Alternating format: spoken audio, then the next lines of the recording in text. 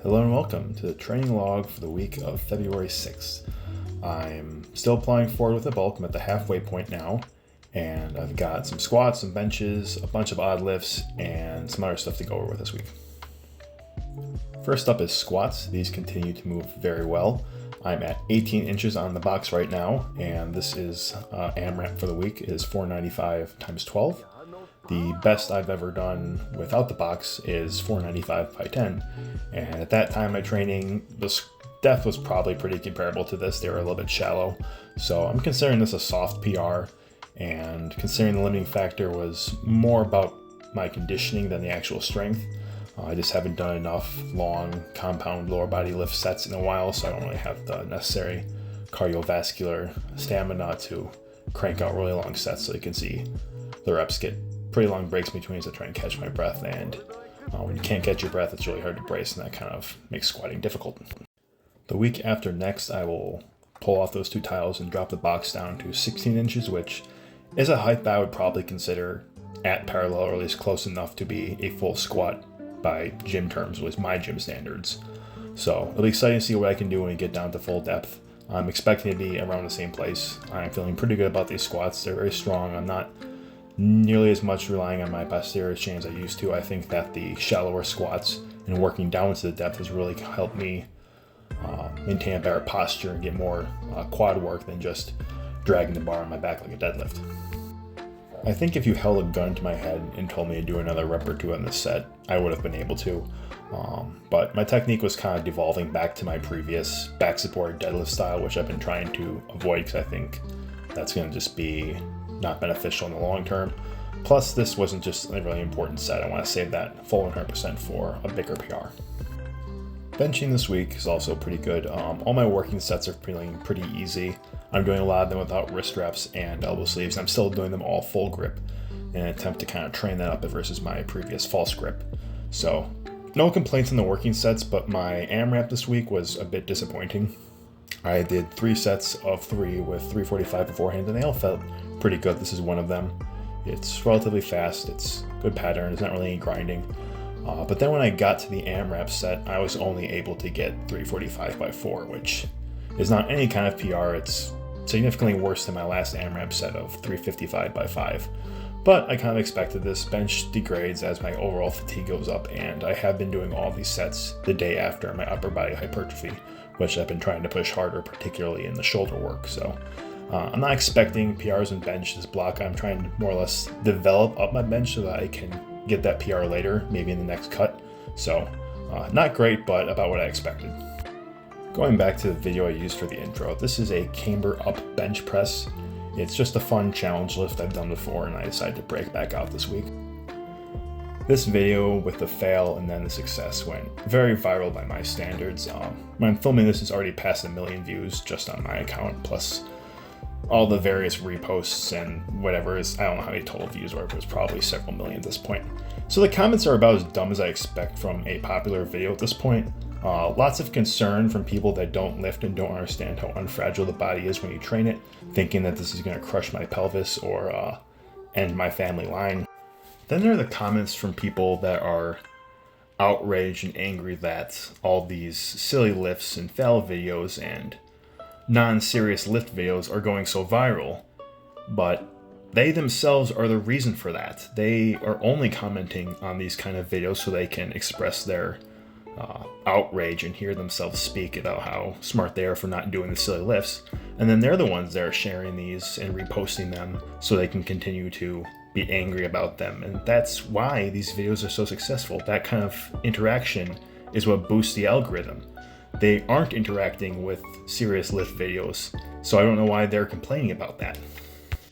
Case in point, this is the second lift I did on Tuesday. It is an Oxlift, which is a general category of lifts where you have some weight load on your shoulders and then you pick up some weight on the ground. So kind of like a hybrid of a squat and a deadlift. In this case, I'm using the cambered bar because it was already loaded and because it's a little bit easier to balance than a barbell, but not as easy as, say, a safety squat bar, which is what is usually used. And then I used the loading pins with the Denny rings for the load on the floor, just because it adds a little bit of extra instability, a little bit more of a grip component, and I think it just looks cooler. So this lift is sitting at like 20K views compared to over 1 million from the cambered up bench press. So if people want to see more serious lifting, which granted this is not a common lift, but this is a far more serious lift than the cambered up bench press. This is a crazy display of strength. This is 875 pounds total. Not many people can do this. If people want to see more serious lifts, they should be interacting with them. So they should be commenting on this and sharing this and not complaining about the other lifts. Ranting aside, let's move on to another lift I did this week, which was a series of one-handed deadlifts that I did on my mini Swiss bar, just because it seemed like a good implement for this and I haven't got much use of it. So starting off, I did suitcase deadlifts, which is essentially picking up one hand with the weight at your side. I got up to the 405 that you saw there, and then when I tried to go up to 495, or I guess in this case 485 because it's a 35-pound bar, I knew it wasn't happening. So instead of just giving up there, I just changed to a different variation that was a little bit easier. So I went from suitcase deadlift barehanded to straddled one arm deadlift barehanded. So take a quick break, consider grabbing a strap, deciding, no, I think my grip is good for around 500 pounds. I want to see if I can do it from the easier stance, and then proceeding to, well, hit the lift. I think on a good day, my grip is probably good for about 550 to 575 on a static handle, which is what this bar is. It's a handle that can't roll on you. But on this day, I was a little bit tired. I knew from the bench press set that I just did, which was not great, that I was a bit fatigued, and grip strength is the first thing to go. So I got to 45, and then I tried to jump up to 575, and it wasn't happening. So I got the strap out, hit 575, and then I loaded up the most that I can fit on this bar, which is 615. So after getting hyped up, getting the mindset, I managed to also hit this lift. Now you can see the lockout is a little bit soft, but that's about the best you can do with a one-handed load. You just really can't drive the hips forward. I also have a video of an accessory I did this week that got a lot of attention, so I thought I'd include it here also. This is kind of a hybrid pullover to half extension, half press. So a very cheaty movement. It's not a strict, like say, skull crusher or tricep extension, but it's not quite a close grip bench press. It's somewhere in between. It's not quite a JM press because it has that rolling up movement. It goes behind you versus being strictly down to your face. So I don't know what you'd call this. It's not really easily defined as any one lift, but it's in the same family with a lot of other lifts. And what I like about this is that it's very easy to overload the triceps in this movement because it is a bit of a cheaty movement. You are using a bit of momentum. You're not doing a strict extension, so you have better leverage, and you can just really gas at your triceps. So that's some of the specific things I did this week. In more general terms, as I mentioned in the beginning, I'm halfway through the bulk, which means I'm kind of at the point where the fatigue is set in, so I'm feeling that a little bit, although I think I've done a pretty good job of managing it this time versus other bulks in comparison.